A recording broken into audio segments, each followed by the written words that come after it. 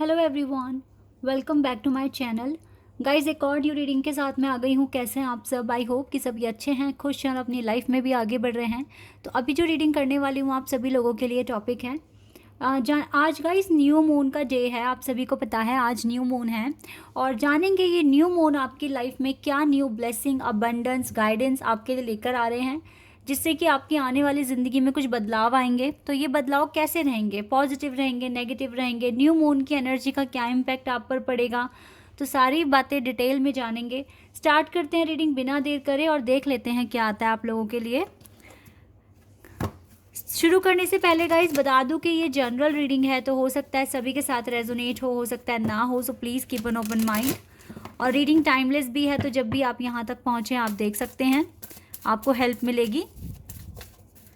New moon की energy हम पता लगाएंगे आपके लिए कैसी रहने वाली है। न्यू मून के आने से आपकी लाइफ में क्या चेंजेस आ जाएंगे, क्या ब्लेसिंग, अबंडेंस, गाइडेंस आप तक पहुँच रही है। स्टार्ट करते हैं। Wow, women holding a heart, number 44। तो अगर आज के दिन नंबर 4 बहुत ज़्यादा दिखा है तो ये बहुत एक पॉजिटिव साइन है आपकी लव लाइफ के लिए। पहली बात तो यही है। Goddess of the moon, number 52। Goddess of the moon का कार्ड है हमारे पास। Archangel Camael, number 37। Number 29, the world. Number 43। ये आ गया कार्ड, इसको ले लेते हैं। And healer of the ages, एक कार्ड और ले लेते हैं। Door to value.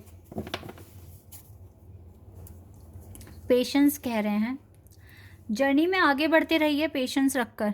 मतलब अगर आपको रिजल्ट की बहुत ज़्यादा टेंशन हो रही है, आपको थोड़ा पेशेंस रखने के लिए डिवाइन अभी भी कह रहे हैं, आपको बोला जा रहा है आप आगे बढ़िए।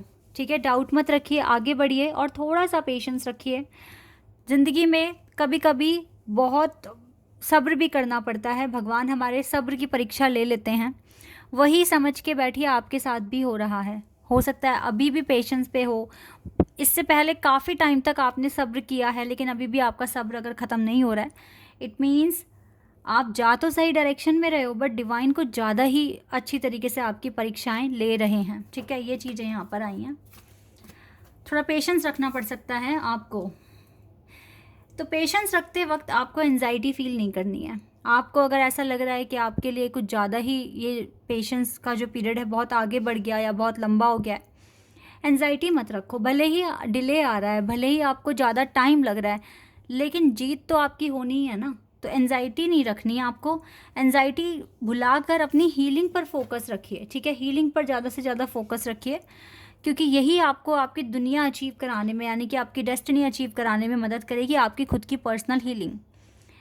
देखो, न्यू मून के आने से जो भी करियर में या इनकम में जो लॉस आप फेस कर रहे थे वो काफ़ी हद तक ख़त्म होगा, क्योंकि एक नई अच्छी पॉजिटिव एनर्जी आपके पास आएगी। मुझे जो चीज़ें यहाँ दिख रही है न्यू मून के आने से, आपके ना करियर में काफ़ी पॉजिटिव शिफ्ट्स आने वाले हैं। लाइक आपको बहुत पॉजिटिव एनर्जी फील होगी। पता है कैसे होगी? आपके आसपास के जो लोग हैं ना, अभी वो आप अच्छे लोगों से मिलना शुरू कर देंगे, और जब आप अच्छे लोगों से मिलेंगे तो अच्छी एनर्जी भी आपको मिलेगी, पॉजिटिव एनर्जी आपको मिलेगी, जो आपको आपका अटेंशन, आपका जो फोकस है आपके काम में 100% लगेगा। और इसी की वजह से जो आपकी प्रोडक्टिविटी है या फिर जो आपकी इनकम है उसमें काफ़ी ज़्यादा इंक्रीमेंट मुझे होते हुए दिख रहा है। गॉडेस ऑफ द मून आपके साथ हैं, आपकी लाइफ में इस एंजाइटी से निकालने में आपको मदद करेंगे। आर्कएंजल कैम्यूल आपके साथ हैं, जो आपकी लाइफ में पॉजिटिविटी लाने की कोशिश करेंगे और एंजाइटी से आपको लड़ने में हिम्मत देंगे।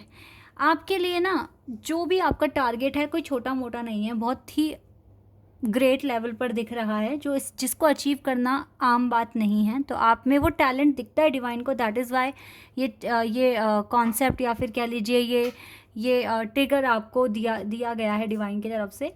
तो यस, अगर आप नंबर 4 देख रहे हैं या फिर अगर आप नंबर 7 देख रहे हैं, नंबर 11 देख रहे हैं, तो इसका मतलब सिर्फ और सिर्फ यही है कि आपकी ज़िंदगी में जो चीज़ें हो रही हैं वो अलाइंग हो रही है और लाइफ में आप काफ़ी आगे बढ़ रहे हो, ठीक है। आपके करियर में इम्प्रूवमेंट आ रहे हैं और जिनसे भी आप प्यार करते हैं उनके साथ भी आपका रिश्ता न्यू मून की एनर्जी आने से आप तक जब पहुंचेगी तो आपके रिश्ते में भी काफ़ी इम्प्रूवमेंट्स आते हुए दिख रहे हैं, ठीक है। इनकम में भी इम्प्रूवमेंट होता हुआ दिख रहा है। तो न्यू मून की एनर्जी ओवरऑल आपके लिए काफ़ी बेस्ट रहेगी। लेकिन गाइस अभी आपके लिए जो सबसे बड़ी एडवाइस ये है, जो भी काम कर रहे हो रिज़ल्ट को देख के मत करो। मैं आपको आज एक कॉन्सेप्ट बताती हूँ, एक आपको हेल्प मिलेगी। सपोज़ दैट आपको एक गवर्नमेंट नौकरी प्राप्त करनी है, ठीक है। एक गवर्नमेंट नौकरी आपको चाहिए, सरकारी नौकरी, जिसके लिए कोई एग्ज़ाम आपको क्लियर करना है। आपने पहला एग्ज़ाम दिया, आप फेल हो गए उसमें।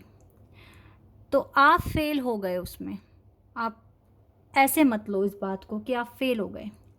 जब आपके पास रिज़ल्ट आया, ठीक है, जब आपने रिज़ल्ट देखा तो आपको ये देखना है मेरी तैयारी कितनी थी, और उस तैयारी के अकॉर्डिंग जो भी आपने तैयारी की थी एग्ज़ाम को देने से पहले, उस तैयारी के अकॉर्डिंग आपके नंबर कितने आए, ठीक है।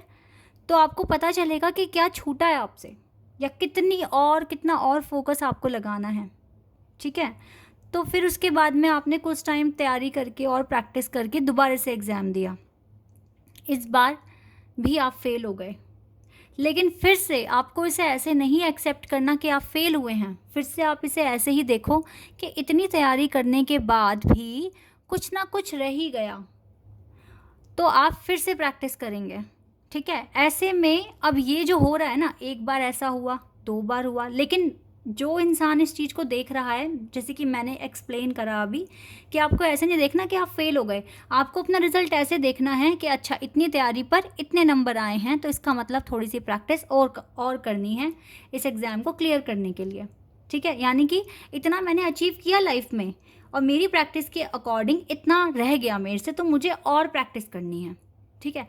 ऐसे सोचोगे तो कभी भी एंजाइटी फील नहीं करोगे, क्योंकि आपका जो लक्ष्य है, आपका जो एम है, हर हालत में आपको अचीव करना है। तो यानी कि लेकिन एक पॉजिटिव चीज़ हो रही है फेलियर में, फेल होने में एक पॉजिटिव चीज़ ये है कि कितना आपको आता है, कितना आपको और सीखना है, और आपको एक और सीखने का अवसर मिल रहा है, ठीक है। तो इसी वजह से गाइस, जब आपको बहुत कुछ सीखने को मिल रहा है और आपको खुद की कमियां पता चल पा रही है, तो ऐसे ही तो हील हो रहे हो आप, आपकी हीलिंग हो रही है। ये इसमें ये मत सोचो दूसरों का निकल गया मेरा नहीं निकला, ऐसे मत सोचना, क्योंकि हो सकता है उनका निकल गया, उनकी किस्मत अच्छी थी, या फिर उन्होंने जितना पढ़ा उतना उनका का एग्ज़ाम हो सकता है ईजी आया, आपका नहीं। भगवान नहीं चाहते कि आपका एक ही बार में क्लियर हो, क्योंकि उनको आपको बहुत कुछ सिखाना है। क्योंकि जहाँ आप पहुँचने वाले हैं ना, वहाँ हर कोई नहीं पहुँच पाता, और जहाँ पहुँच जाओगे वहाँ की सिचुएशन को हैंडल करने के लिए आपके पास नॉलेज होनी चाहिए। दैट इज़ वाई आपके साथ ऐसा हो रहा है। तो रिज़ल्ट को सोचकर अगर प्रैक्टिस कर रहे हो तो गलत कर रहे हो। ये सोच के प्रैक्टिस करो कि मुझे A1 बनना है, मुझे इस फील्ड में परफेक्शन लेकर आना है अपनी लाइफ में। फिर चाहे आप वो 2 एग्ज़ाम दे के दो या 3 एग्ज़ाम देकर दो।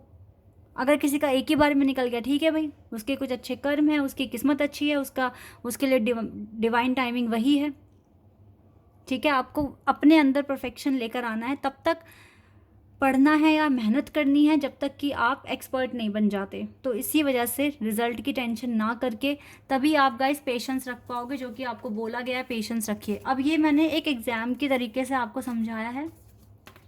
लाइफ में ज़रूरी नहीं है कि आप सभी एग्ज़ाम देने ही बैठे हैं, ज़रूरी नहीं है। आप ये सोचिए, अगर आप अपनी हीलिंग कर रहे हैं, अपने अंदर अपने स्वभाव को चेंज कर रहे हो, चलो इतना बदल गई मैं या बदल गया मैं, ठीक है, थोड़ा सा और सीखेंगे, मेडिटेशन करेंगे, प्रैक्टिस करेंगे, खुद पर काम करेंगे, तो और ज़्यादा हीलिंग हो जाएगी, और शांत हो जाएंगे, और डिवाइन के क्लोज आ जाएंगे। इस तरीके से समझिए, पेशेंस रखना सीखिए। तो यस, न्यू मून की एनर्जी आपके लिए अच्छी चीज़ें लेकर आ रही हैं। आपके वर्क में इम्प्रूवमेंट, आपकी मनी में इम्प्रूवमेंट है, और दूसरा गाइस, लव लाइफ भी इम्प्रूव होते हुए दिख रही है। और अपनी हीलिंग पर अभी भी आपको फोकस रखना है। ऐसा नहीं है कि सब कुछ ठीक हो गया है, अभी दिक्कतें हैं थोड़ी, जो कि जल्दी ही क्लियर भी हो जाएंगी, डोंट वरी। पेशेंस रख कर काम करो। रेस्टलेस हो गए, अभी चाहिए तो लेट होता है। फिर आप बोलो जो मैं चाहता हूँ, जो मेरे को बनना है वो मैं बन चुका हूँ, बन चुका हूँ या बन चुकी हूँ, ठीक है। फिर काम कीजिए। बस अब आपको ये देखना है कितनी कमियां हैं या कितना आ गया है आपको, इतना ही देखना है गाइस। फ्लर्ट,